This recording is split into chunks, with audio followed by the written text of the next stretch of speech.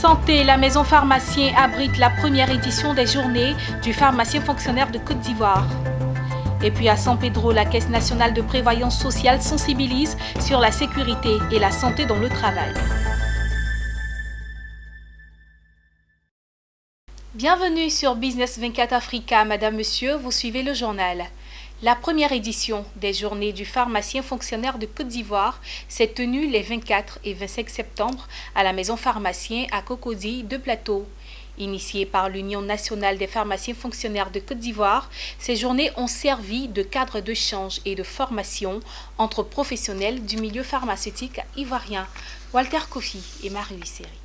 25 septembre, décrété journée mondiale du pharmacien, mais aussi journée du pharmacien fonctionnaire de Côte d'Ivoire, JFAFSI. Une journée mise à profit par les professionnels du secteur pharmaceutique afin d'améliorer leurs prestations dans le système de santé ivoirien. Après une première journée consacrée à une campagne de don de sang, c'est au tour de la journée scientifique. Occasion pour les pharmaciens d'échanger sur diverses thématiques liées aux défis actuels que connaît le monde de la santé. Ce cadre de concertation est une initiative de l'Union nationale des pharmaciens fonctionnaires de Côte d'Ivoire.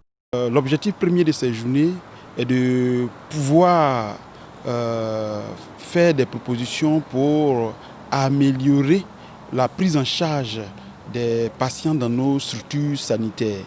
Nous organisons une journée scientifique pour aborder les thèmes de la Covid-19, la prévention en milieu hospitalier, et le thème aussi des dispositifs médicaux, renforcer les capacités de nos pharmaciens sur l'utilisation des dispositifs médicaux. Et enfin, nous allons examiner la loi portant réforme hospitalière. Cette initiative a eu le soutien du ministère de la Santé et de l'Hygiène publique ainsi que celui de l'Ordre des pharmaciens de Côte d'Ivoire. Les informations scientifiques sont des choses qui doivent être partagées. Et pour cela, nous, au niveau du Conseil de l'Ordre, nous encourageons fortement ce genre d'initiative qui, au-delà, ce sont des enseignements post-universitaires en réalité.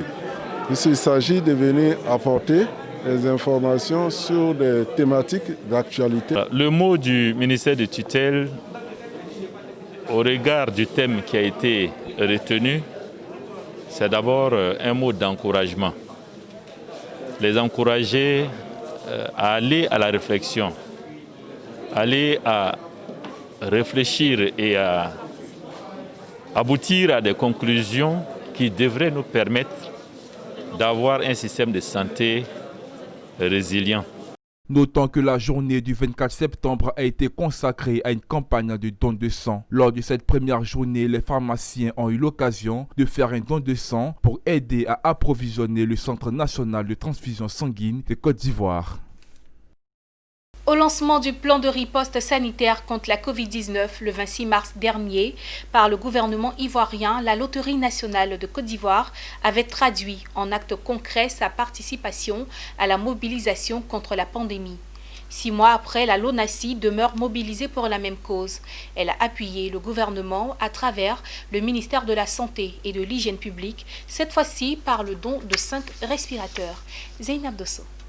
Pour la seconde fois, la Loterie nationale de Côte d'Ivoire, LONASI, se tient aux côtés du gouvernement dans la lutte contre la maladie à coronavirus. Au ministère de la Santé et de l'Hygiène publique, elle a fait don de 5 respirateurs avec tous les accessoires ainsi que des seringues électriques à double canaux de dernière génération. D'un coût global de 117 millions de francs CFA, le don a été remis symboliquement par le directeur général de la LONASI, Dramane Coulibaly, au ministère de la Santé et de l'Hygiène publique, Eugène Akaawele. Le directeur général de la LONASI a saisi l'occasion pour saluer la réaction rapide et adaptée du gouvernement et l'engagement personnel du ministère de la Santé dans la mise en œuvre du plan de riposte sanitaire qui ont contribué à maîtriser la pandémie. Il a souhaité que ce modeste don vienne consolider les importants acquis de la lutte contre la Covid-19. C'est un don que nous faisons, un don de plus que nous faisons. Nous ne comptons pas nous arrêter en si bon chemin parce que tant que cette pandémie existe, tant que cette crise sanitaire existe, il est du devoir de tout citoyen, de toute entreprise, de soutenir le gouvernement dans sa lutte contre cette pandémie. Au nom du gouvernement, le ministre Akaouele a adressé sa gratitude à la Loterie nationale pour la qualité et la densité de ses dons, ainsi que pour l'appui qu'elle n'a cessé d'apporter au ministère de la Santé et de l'Hygiène publique dans un schéma de partenariat solide. L'apport indéniable que joue l'ONACI dans l'essor économique de notre pays et dans la résilience de notre système de santé est bien connu. Votre groupe, depuis une cinquantaine d'années, affiche une volonté de promotion de la bonne santé des Ivoiriens à travers une politique sociale accrue. Vos actions en faveur du bien-être des populations ne se comptent plus. La Loterie nationale de Côte d'Ivoire, l'ONACI, n'est pas à sa première action auprès du ministre de la Santé et de l'Hygiène publique. Elle a fait don de plusieurs équipements d'un coût de 35 millions de francs CFA. Mais elle est allée plus loin en offrant des ambulances médicalisées d'une valeur de 132 millions de francs CFA aux centres de santé ruraux des districts sanitaires de Séguéla, de Yamoussoukro, de Dabakala et du Tchologo. Ce vendredi, le professeur Léonard Wantchekon, fondateur de l'ASE, a procédé à l'ouverture de l'African School of Economics à Abidjan. Par webinaire, il a présenté son université qu'il a hissée au standard nord-américain. À travers cette implantation, cette école sera sa façon à lui de démocratiser le savoir. Mondésir Nassimanto et Richard Akeki. Elle a ouvert ses portes à Abidjan, l'ASE, African School of Economics, une université au standard nord-américain. Au cours d'une rencontre animée par webinaire ce vendredi, le top départ des activités académiques a été donné. Occasion pour le professeur Léonard Wantchekon, fondateur de l'ASE, African School of Economics, de s'adresser au public, aux parents d'étudiants, aux autorités et aux étudiants d'Abidjan en Côte d'Ivoire et d'Abomey-Calavi au Bénin. Nous sommes en train de signer un accord avec l'Université de Pittsburgh aux États-Unis. Nous avons signé un accord avec l'Université d'Ottawa et, comme j'ai dit tout à l'heure, avec City University of New York. Donc, par exemple, si vous êtes au premier cycle chez nous, donc vous pouvez, par exemple, faire 2 ans donc, sur le campus à Abidjan ou au Bénin et aller continuer 2 ans à Ottawa ou à Pittsburgh. Il a présenté l'African School of Economics, une référence au Bénin et en Afrique en matière d'enseignement supérieur de qualité. Il a précisé la mission de cette université qui se propose de former des étudiants talentueux, doués et mieux, des leaders à même de relever les défis d'une Afrique forte. Le doyen de cette université a saisi l'occasion pour rassurer quant à sa disponibilité à aider les étudiants en ce qui concerne les orientations. Voilà, si vous venez ici, on va vous dire les possibilités de formation qui vous sont offertes. On va vous dire les débouchés possibles qui sont à votre portée et puis comment travailler avec les familles, les parents pour que vous rentrez dans notre université. Fondée en 2014, l'ASE African School of Economics veut fournir aux étudiants une méthodologie rigoureuse avec des cours de base, notamment en microéconomie, macroéconomie, économétrie et histoire économique africaine. La Caisse nationale de prévoyance sociale, CNPS, a initié un atelier de sensibilisation de ses entreprises partenaires à San Pedro. Au cœur de cet atelier, le concept Vision Zéro Accident, une nouvelle approche pour la sécurité et la santé dans le travail. L'objectif est d'amener ces entreprises à participer à sa mise en œuvre. Reportage Abel Kouao, commentaire Zeynab Dosso. Vision Zéro Accident, c'est le concept initié par la CNPS, Caisse nationale de prévoyance sociale, pour favoriser la sécurité et la santé dans le travail. Ce concept stipule que tout accident peut être évité. La CNPS compte sur l'engagement des entreprises partenaires pour veiller à sa mise en œuvre. C'est tout l'intérêt de cet atelier de sensibilisation sur les piliers, principes et règles d'or de la vision zéro accident. C'est une approche transformationnelle qui va permettre aux entreprises de pouvoir réduire de façon considérable les accidents du travail et les maladies professionnelles.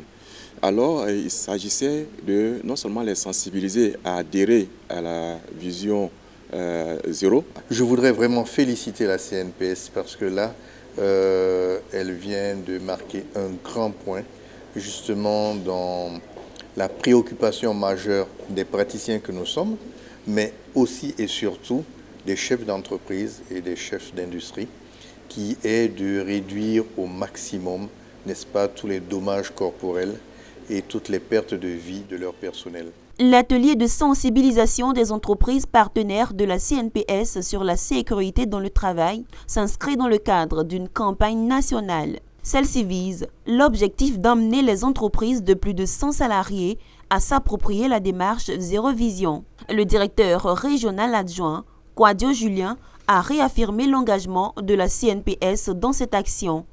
Mieux vaut prévenir que guérir, dit-on.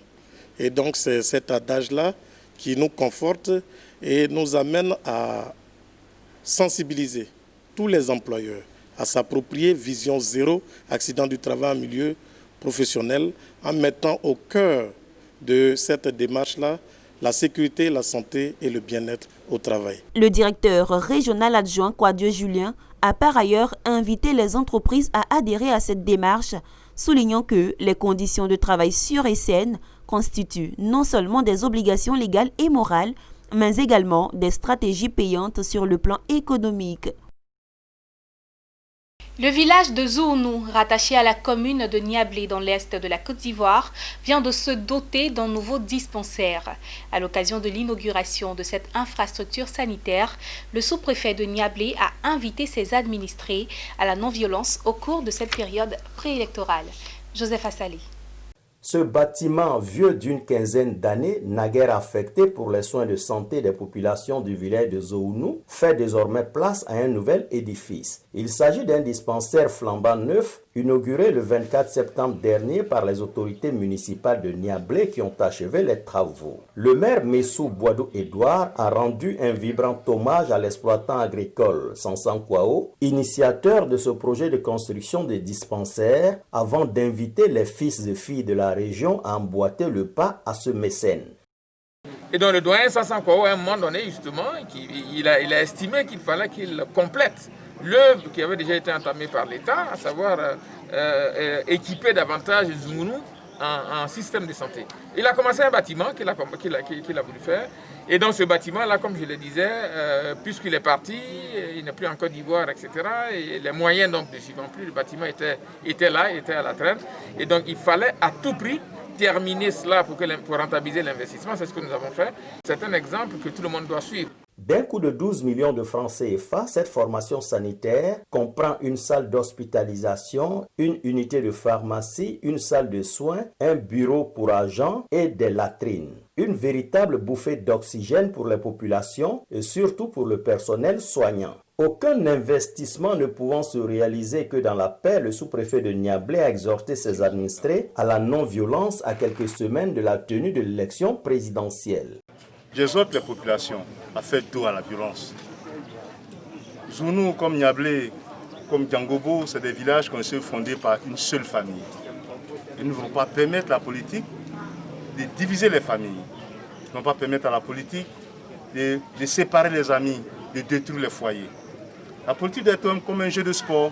Il y a un gagnant, il y a un perdant. Et il faut être fair play dans la politique. Et comme l'histoire nous apprend en 2010, ici, il n'y a pas eu de violence dans les derniers Douablin, particulièrement dans la sous-préfecture de Niablé. Les populations sont à féliciter et j'exhorte les populations à suivre cette continuité. D'autre part, commandant en ce moment Bernard, un cadre de la région, a offert du matériel médical au nouveau dispensaire du village de Zounou en plus de la construction de 3 salles de classe. Un acte de haute portée sociale qui n'a pas laissé indifférents les habitants du village de Zounou, dont certains se sont trémoussés au son de la musique comme pour dire merci à leur bienfaiteur.